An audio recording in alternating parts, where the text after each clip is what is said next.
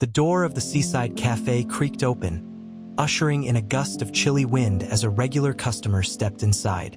It was October, days were shortening, and the air was already tinged with the bite of autumn. Judith Mouse shivered. She sat as still as possible on a shelf behind a large jar of black tea, barely daring to breathe. Her ears twitched as she listened to the conversation between the customer and the cafe owner. "How's business?" the customer asked. "Tomorrow night's going to be wild," replied the owner. "Ghosts, witches. The whole town's turning into a sugary nightmare. We're even expecting pirates, you know?" "Pirates? What's that all about?" the customer asked, raising his eyebrows. "Not just any pirates, ghost pirates. Decorations, sweets, costumes. It'll be anarchy. I'm telling you." "Ghost pirates?" Judith could hardly believe her mousy ears. Radina Mouse, hiding behind the fridge, had overheard the same conversation. She shivered, and not just because of the cold.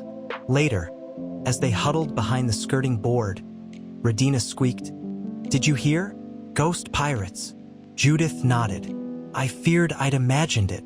Nothing like this has ever happened at the cafe."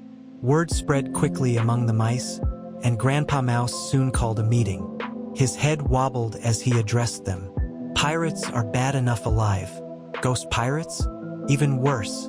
Maybe some smelly cheese like Limburger could ward them off, but that's no guarantee." Judith's eyes lit up. "Remember the old pirate legend, Grandpa?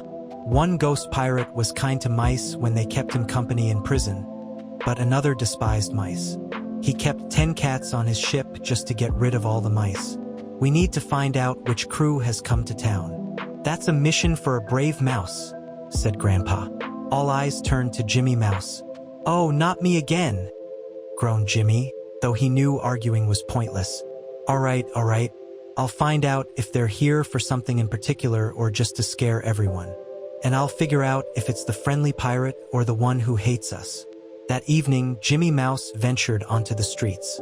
The town was transformed. Lights flickered in shop windows, strange shadows danced across the cobblestones, and the usual smell of baked bread was mixed with something sweet and pumpkin-y. Jimmy's heart pounded as he crept along the base of buildings. Every shadow seemed to hide some lurking danger. A sudden gust of wind sent leaves skittering across his path like skeletal fingers. He took a deep breath and pressed on. At the town square, an eerie melody filled the air. The centerpiece was a towering figure in front of the old clock tower, a colossal ghost pirate with a tattered coat and a glowing eye patch. Its mechanical arm swung a massive cutlass, casting long, menacing shadows. Suddenly, the pirate's eyes flashed red, and a booming voice echoed, "Beware, all ye who enter here." Jimmy's fur stood on end as he darted behind a pumpkin display. He nearly bumped into a carved jack-o'-lantern whose wicked grin made him jump. As he dashed into an alley, glowing eyes appeared from the darkness.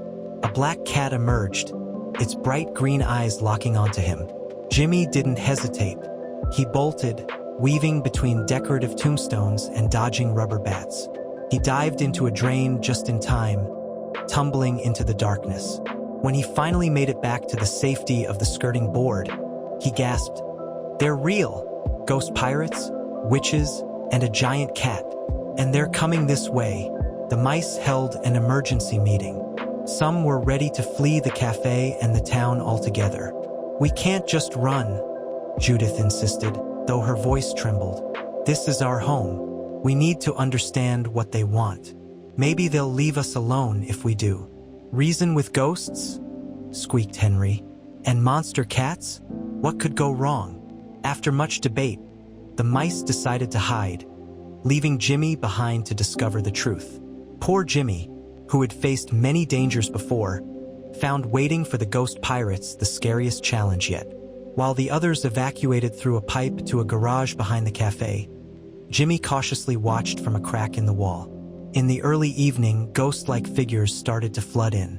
They were dressed in all manner of costumes: pirates with swords, witches with floppy hats, and little goblins clutching bags of sweets. At first, Jimmy's heart raced. "Gigi ghosts," he whispered, his fur standing on end. But as he watched, something didn't quite add up. One ghost pirate's cutlass wobbled as if made of rubber, and another tripped over its own boots. One of the witch's hats was far too big and flopped over her eyes. Slowly, realization dawned. They're human kids, Jimmy muttered, blinking in surprise. He noticed that the giant ghost pirate was now stationed at the cafe entrance, motionless except for the occasional swing of its mechanical arm. Children laughed and posed for pictures beside it. One of the mums brought the black cat from the alley. It turned out to be a large stuffed decoration, its eyes glowing from tiny bulbs. Meanwhile, the small ghosts and ghouls, who were actually the human kids, were busy stuffing their faces with cakes, toffee apples, and chocolates. The mums and dads had given up trying to wipe the chocolate and jam off their children's faces, and the cafe owner was hunched in the corner with her fingers in her ears. She watched as the kids took turns playing Bob the Apple, while her cafe floor was getting increasingly soaked by the game of apple bobbing going on. The children's shrieks and laughter were deafening with no imminent signs of becoming quieter. Jimmy smiled to himself.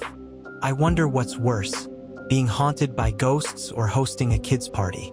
I bet some people would rather have ghosts than kids any day. But amid all the chaos, there was plenty of opportunity for a brave little mouse to dart out and grab some crumbs without being noticed.